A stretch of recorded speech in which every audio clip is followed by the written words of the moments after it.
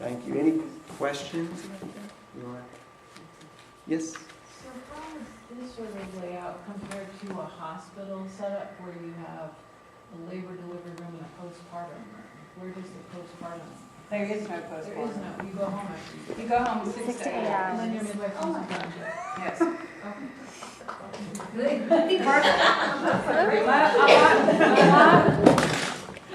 Birthing centers everywhere do it differently.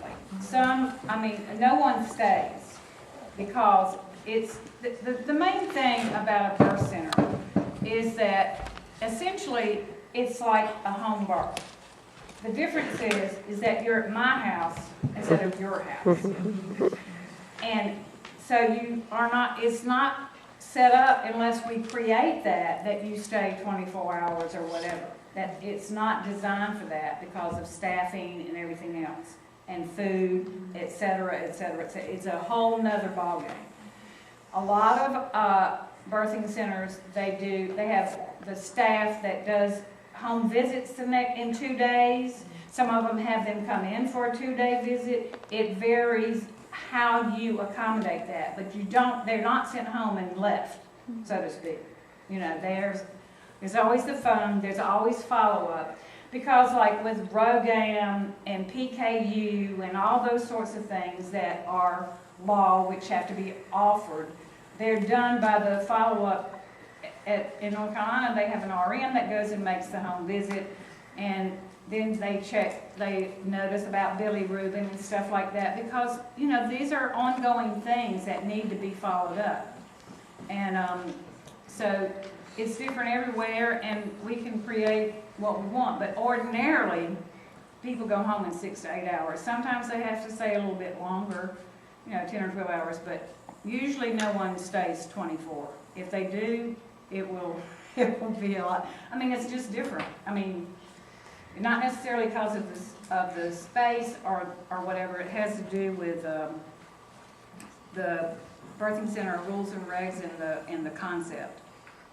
And even though in the larger vision, we're going to start off with this 3-story building. Whether that expands in the future is yet to be determined, but we would like to do things like internal medicine and family medicine. But for now, we want to take care of women, but we also want to take care of children.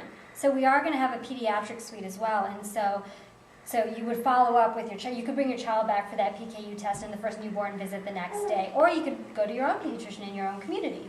So keeping it open to that. The other thing that I want to bring up as far as like the hospital versus this goes is that there is a connection, and that's the whole point about care in general, is that there has to be an infrastructure, whether you're having your babies at home, in a birth center, or in a hospital. So we want to kind of be that liaison between all of that, and this space is kind of ideal in that there's actually a tunnel that connects this building to Atlanta Medical Center, which we will also still be working out of.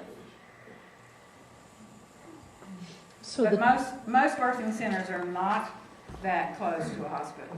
The they're not rules required say to that be. you have to be within 30 minutes of a hospital. Maybe And- within 10 minutes of an OR. And of course, they do, Oh. and this is for normal birth. There are, birthing centers used to do VBACs, and they did a huge VBAC study. And in the end, the conclusion was that they should be VBACs in the hospital. And the only way that, if you're going to be an accredited birthing center, and the only way you can be paid by insurance is if you're an accredited birthing center. And why would you have a birthing center if you weren't accredited? I think that I want to be accredited. In other words, there's certain standards that you're held to. Then the only way that VBACs would ever be able to would be in a birth center if you were doing a study, another study. So research will be a part of this then? Research will be a part of our vision, actually. Research and also education. So we're going to be looking for people who are interested in research or public health to start documenting what is this model of care and what does it result in. So starting that from the very beginning as part of the vision. And then also, education-wise, we want to train future professionals too. I mean, we keep saying, what is the answer to changing our maternity care system? More midwives. How do you get more midwives? You teach more midwives. So that will be a part of it. If the concept when I first came out, it's that 80% of births are normal, right? Well, obviously, it's not like that anymore.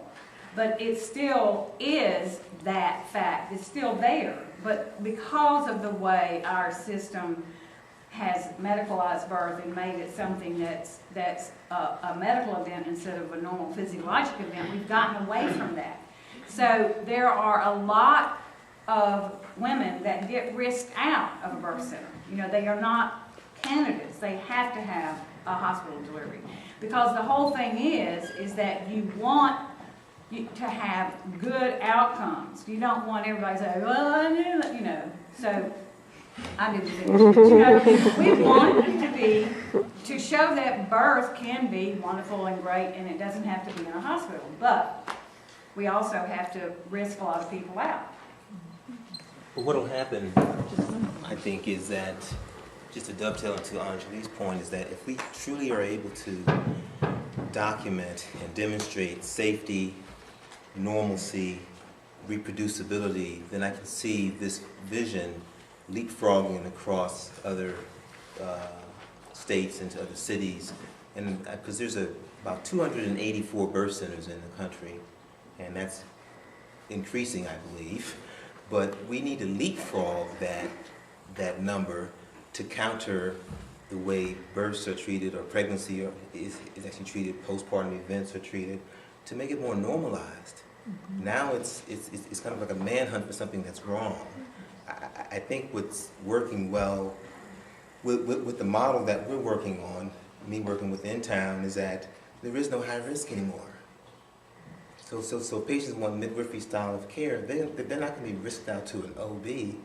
They got the team to make sure that it can still be provided, and now provided safely. And if that's carried into a birth center environment, you can show that birth centers are nice places to be if you have this so-called high-risk condition. ACOG can't even define what a high-risk condition is. So that word is thrown around so much, people are, made to jump but so high when you say certain things. If we can help roll that back and show that you can truly have a vaginal breech primip in a birth center, guess what? That'll spread. So, but we got to document that and get it out there. So would you all attend birth in the hospital anymore, or would they all, or like would you only attend, I guess, in the birth center? Our plan is to do both. Okay. So, for instance, if we have a mother who ends up, most transfers that are done from a birth center to a hospital are not emergent. So they're for things like a stalled labor and you need some augmentation, or for a retained placenta or something like that. So that can be safely transferred to a hospital, and we can continue being the care provider in that setting. Because that's really important, we know that. Even in the hospital now, if someone does need a cesarean, we actually first assist on the cesarean because you need that continuity. So we definitely plan on keeping that.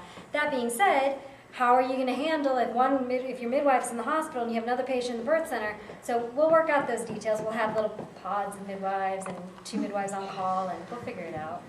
One other question for you. When baby is born, if baby has difficulty, would they be transferred to children's, or would they go to... It'd probably be in the NICU right here. Okay. Yeah. No. I mean, children's only take, they take transfers from other hospitals. In other words, if this hospital is able to manage it, then it won't go to children's right from the get-go, because, that's a long way away, and you'd rather be where you can get to the baby quick. And if it's needed, literally the NICU is like a stone throw away from this building. And if the baby truly needed something that could only be taken care of, like some immediate, cardiac procedure that could only be done at CHOA or Eggleston, it would be life-flighted or directly taken within minutes. What's the level of NICU here? Level 2. This? Yeah, is it? Yeah, level 3. It's level 3 actually. It's yeah. There's only 3. No, we are not. This building is not owned by AMC, and we are not employed by AMC. So There will be a relationship with AMC for sure, because the bottom line of everything is partnership. But there won't be red tape, policy making. It will be separate but collaborative. yeah. So it won't take 6 months to get a telemetry monitor.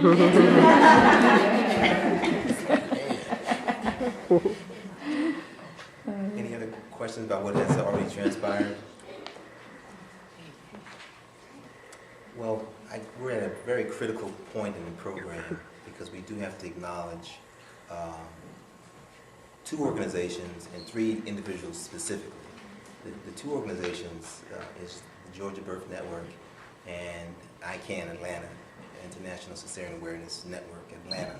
And I want 3 individuals who represent both organizations to come to the stage because they have something to say about what they do and what they want to present to as a kickoff. Christine Strain, Crystal Bowden, Nicole, I'm blanking on her last name. You guys please come on. All right, Christine, you come first. Okay. I just wanted to say, I'm gonna keep it short and sweet.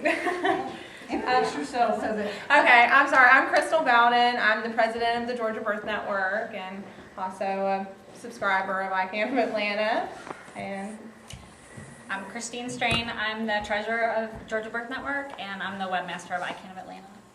And I'm Nicole Feinauer. I am the founder of the Georgia Birth Network and the current vice president. And we are very excited to be able to help this project in any way that we possibly can. And we're happy to be able to present a donation check to the Atlanta Birth Center for $1,100. This is from 2 fundraising events that we've had within the past few months, and we definitely plan to do more. We are going to help in every way we can. So, yeah. All right.